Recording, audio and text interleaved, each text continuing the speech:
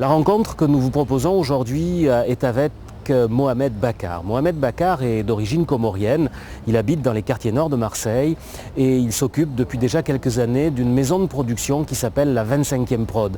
La 25e Prod produit des films à vocation humanitaire et citoyenne d'ailleurs. Vous allez voir un court-métrage qui retrace l'élément fondateur de la 25e Prod. C'est vrai que Mohamed Bakar a fondé cette association à la suite de l'assassinat du jeune Ibrahim Ali par des colleurs d'affiches du Front National. C'était le 25 février 1995. Mais Mohamed Bakar s'occupe également d'autre chose. Il a créé il y a peu de temps Marseille Nord TV. Marseille Nord TV, c'est la première télévision sur Internet et sur et pour les quartiers nord de Marseille. D'ailleurs, la première émission de Marseille Nord TV a été une table ronde à la suite des événements, des attentats du 11 septembre. Voilà, en quelques mots, ce qu'est Mohamed Bakar. Le reste, vous allez le découvrir avec les images.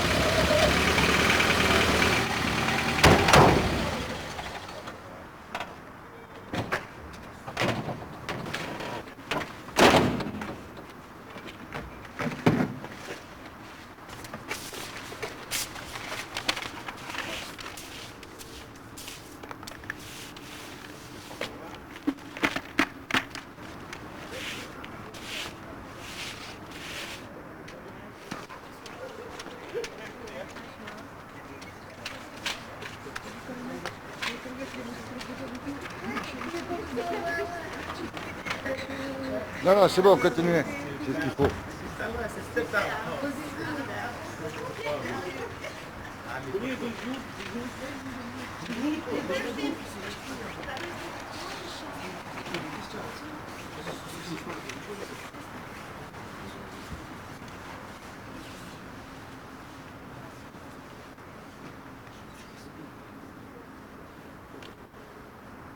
Et dégagez.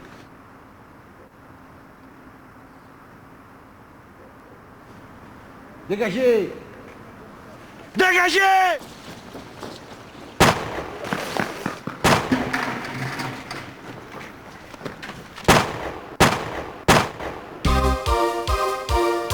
Hier soir à Marseille a éclaté une fusillade entre un groupe de jeunes de quartier et des colleurs d'affiches d'extrême droite.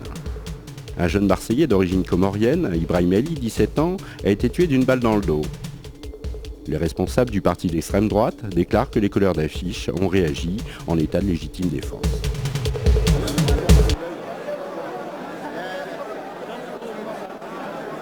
Un mois avant la mort, j'avais remarqué la Renault 18 de couleur belge avec des gens armés. Cette Renault 18, elle a interpellé certains Maghrébins. On leur a dit, voilà les armes, on va se faire des Arabes et des Noirs. J'ai averti les autorités en donnant le numéro, et en donnant la couleur, en donnant les personnes qui se trouvaient à l'intérieur. Les autorités, ils n'ont pas tenu compte.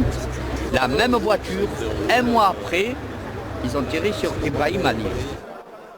21 février 1995, meurtre d'Ibrahim Ali.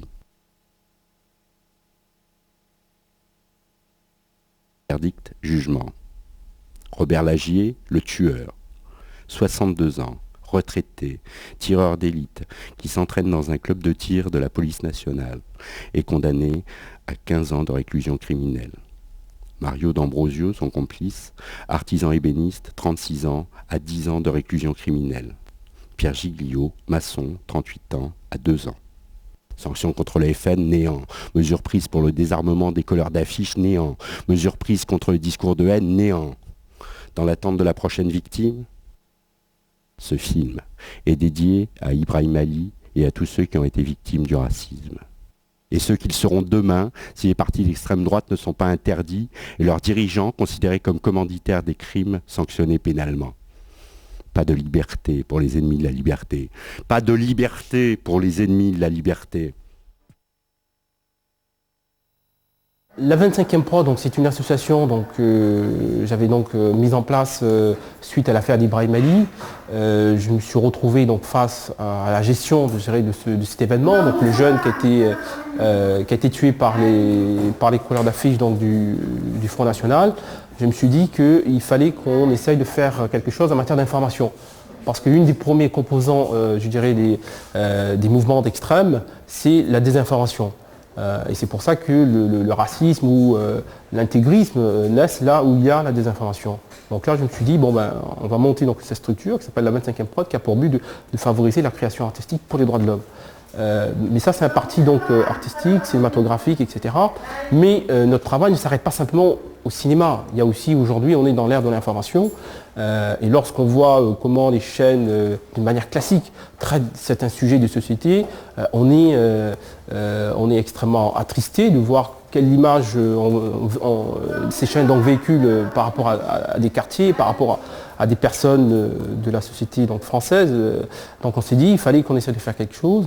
Et donc on s'est lancé dans la création d'une chaîne citoyenne qui s'appelle Marseille Nord TV.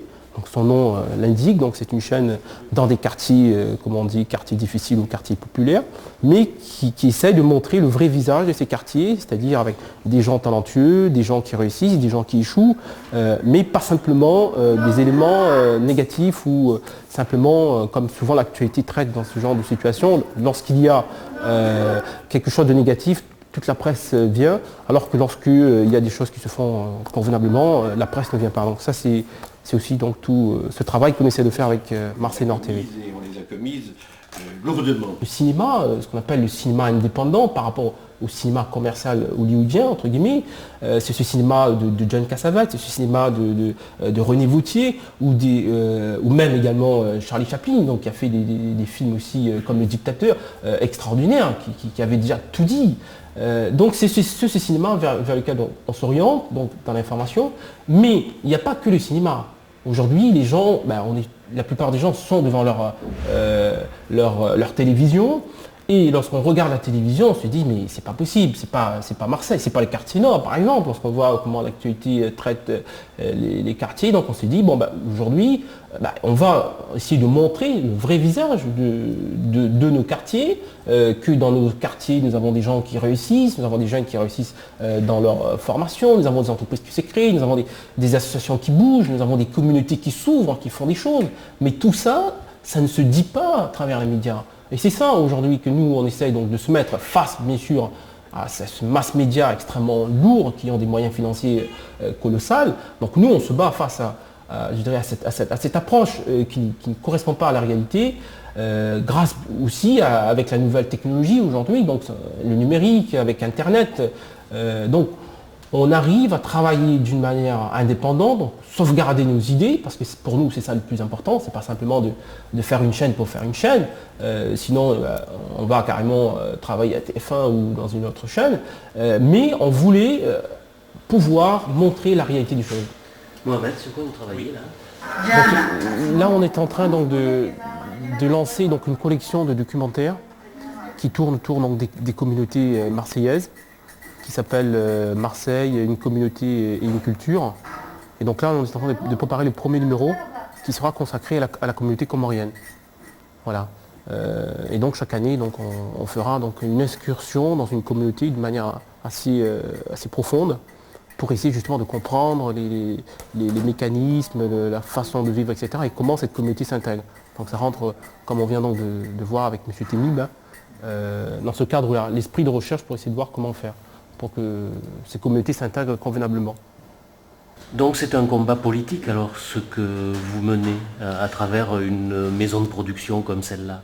Oui, c'est-à-dire que comme disait, je crois que Costa Gavras qui disait que tout est politique. Aujourd'hui, lorsqu'on fait des choses, mais c'est vrai que mon combat est extrêmement un combat plus social.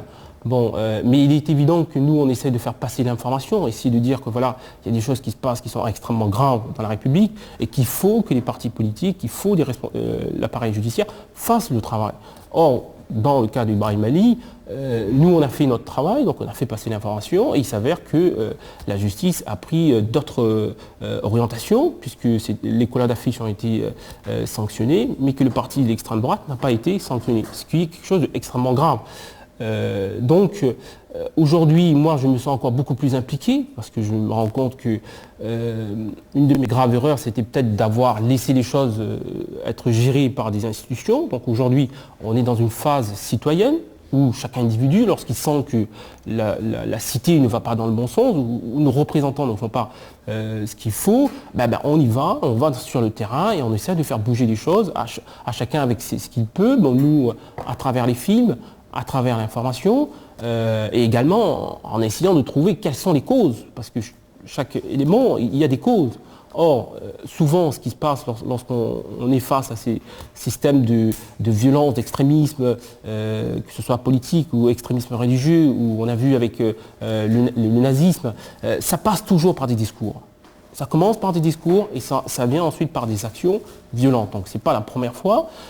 Et à chaque fois, quand on voit ce que la justice sanctionne par rapport à ces personnes qui font ce genre de choses, il y a une marge qui est assez terrible et qui fait que le citoyen aujourd'hui, il faut qu'on soit vigilant et on a vu avec ce qui s'est passé aux États-Unis qu'aujourd'hui il faut qu'on fasse extrêmement attention et il faut qu'on prenne les devants.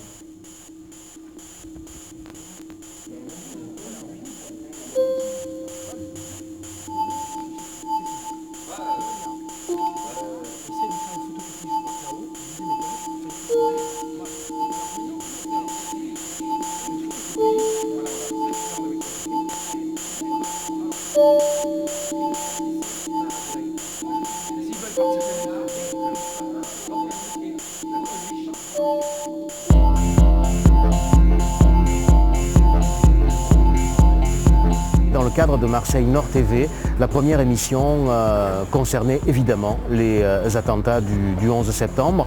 Mohamed Bakar, dans une table ronde, a réuni un certain nombre de personnalités des mondes arabes, musulmans et juifs pour essayer de comprendre ce qu'il s'était passé ce 11 septembre et surtout pour essayer de comprendre ce qui pourrait bien se passer après. Voilà Mohamed Bakar avec Marseille Nord TV et puis avec tout ce qu'il met autour. Et quand on parle de cinéma avec Mohamed Bakar, il vous dit simplement cette phrase célèbre de Jean-Luc Godard, le cinéma c'est 24 vérités par seconde. En attendant, il faudrait que cela soit 24 vérités par seconde. C'est en tout cas ce qu'essaie de faire Mohamed Bakar.